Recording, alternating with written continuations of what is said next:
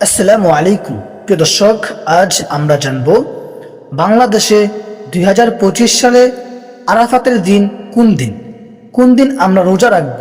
চলুন জেনে নেই। প্রিয় দর্শক, আরাফার দিন ইসলামের অন্যতম পবিত্র দিন, যা হজের অন্যতম গুরুত্বপূর্ণ অংশ। এই দিনে হাজিরা মক্কার নিকটবর্তী আরাফাত ময়দানে সমবেত হন, যা হজের মূল রোকন হিসাবে বিবেচিত। জিলহজ মাসের 9 তারিখকে ইয়াউমে আরাফাহ বলা হয়। আর হাদিস শরীফে আরাফার রোজার অনেক ফজিলত বর্ণিত হইয়াছে। যেমন এক হাদিসে বর্ণিত হইয়াছে, রাসূলুল্লাহ সাল্লাল্লাহু আলাইহি ওয়াসাল্লাম ইরশাদ করেন, আরাফার দিনের রোজার ব্যাপারে আমি আল্লাহ পাকের কাছে আশাবাদী যে তিনি এর ধারা 1 বছরের আগের এবং 1 বছরের অর্থাৎ 2 বছরের গুনাহ ক্ষমা করে দিবেন। তিরমিজি শরীফের হাদিস।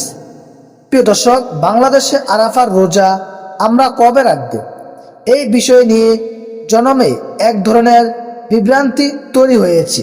কারণ হাজী সাহেবরা যখন আরাফার মাঠে অবস্থান করেন, তখন আমাদের দেশের সাধারণ মুসলমানগণ মনে করেন যে হাজী সাহেবরা আরাফার মাঠে অবস্থান করেছেন, সুতরাং আজই আমাদের আরাফার রোজা রাখতে হবে।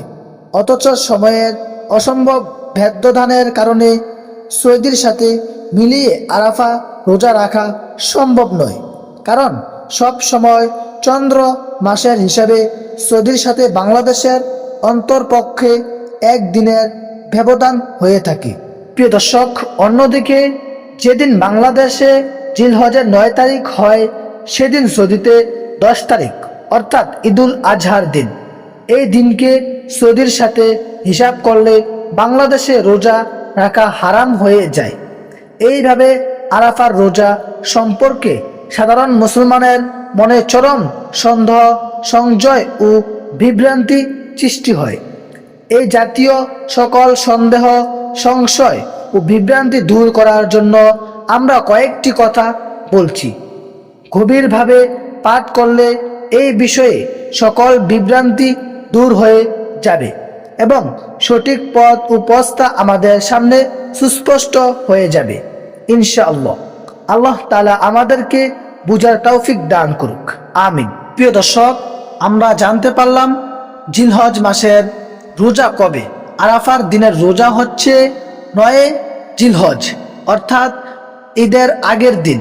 আরাফার দিনে রোজা রাখতে হবে। দর্শক, আশা করি বুঝতে পেরেছেন। আসসালামু আলাইকুম, আল্লাহ হাফেজ।